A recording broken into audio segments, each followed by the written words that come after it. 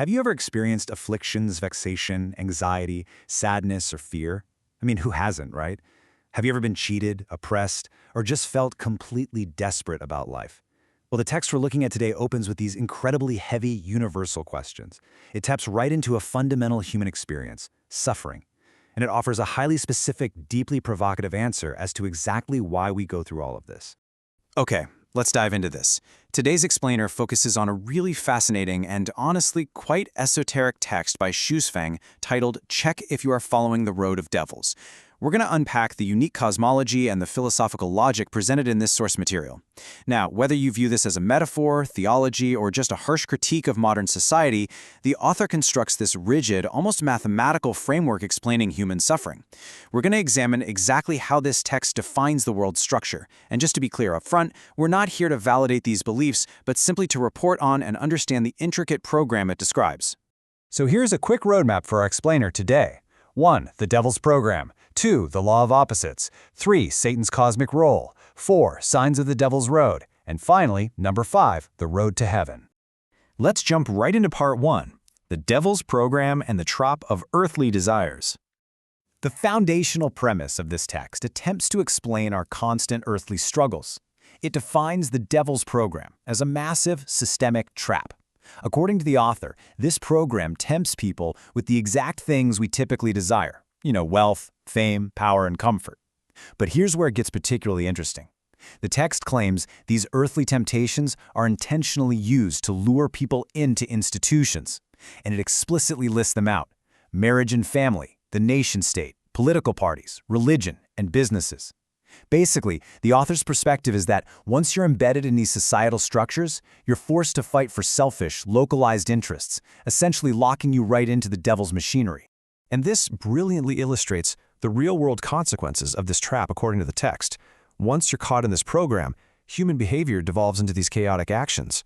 We're kept busy, constantly rushing about for personal or group gain. We cause harm to other life forms and to nature itself. We cheat, act with sheer cunning, and constantly grab at each other's throats. The text makes a really bold claim here.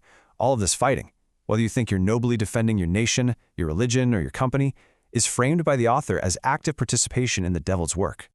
Moving on to Section 2, the Law of Opposites. Why is this allowed?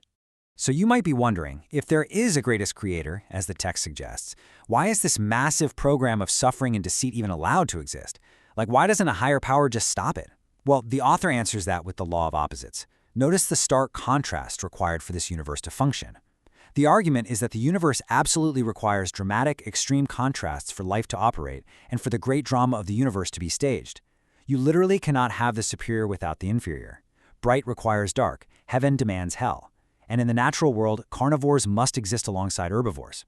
Without these absolute opposites, the text claims the universe would just stagnate and lose all its vitality. Now, what's really fascinating here is the rigid math behind the theory. The text posits a strict universal principle. The sum of positive energy and negative energy in the universe must always equal exactly 0. It's a perfect, inescapable equilibrium. Every gain is matched by a loss. Every single step into the light requires a corresponding shadow. Yin and yang, angels and devils, they must be perfectly balanced at a 50-50 ratio at all times. The consequence of this zero-sum universe is a very harsh, unyielding cause and effect logic. The text bluntly states that for some people to go to heaven, others absolutely must go to hell to maintain that symmetry. It argues that lower-order life fundamentally exists to serve higher-order life. Basically, if there are leaders, there must be masses.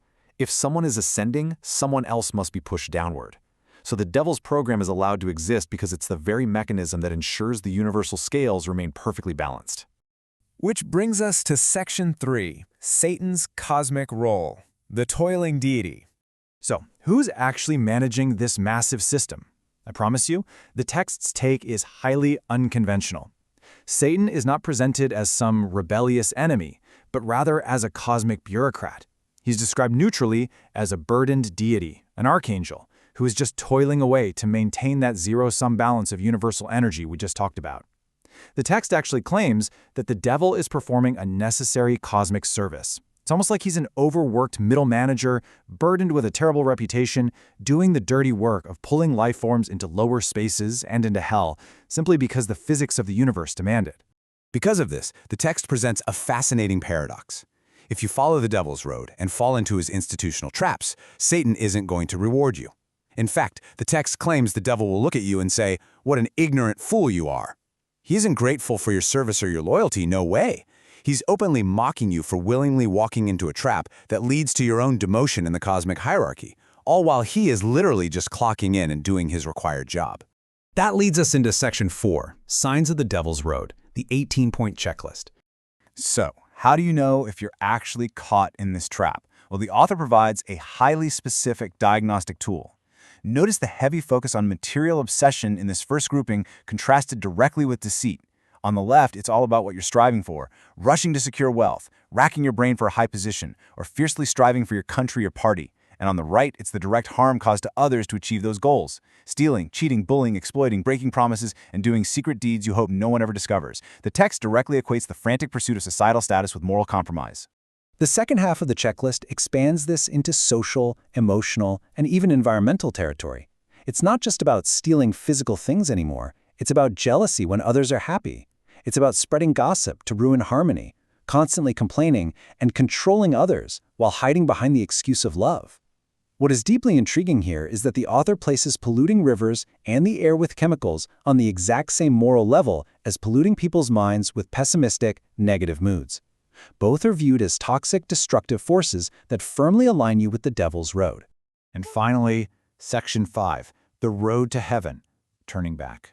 After detailing this absolute zero-sum trap, how do you actually escape? The text offers a very stark, two-step ultimatum. First, you must wake up. You have to realize your mistakes and, as the text dramatically puts it, rein in at the brink of the precipice before it's too late. It's a call for an immediate, conscious halt to those selfish behaviors on the checklist. Second, you must actively choose to turn around, walk the road to heaven, and follow the way of what the author calls the greatest creator. It basically requires a complete withdrawal from the systemic, ego-driven traps we discussed at the very beginning of this explainer.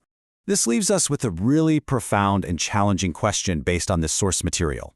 If you look closely at your daily actions, your striving at work, your conflicts, your desires, which path are they actually building for you? If you are standing at the edge of the cliff described in the text, where will you go after turning back? Thank you so much for joining me for this explainer. I hope these insights provided a fascinating new lens to examine the structures around us and left you with plenty to think about regarding the roads we all walk every single day.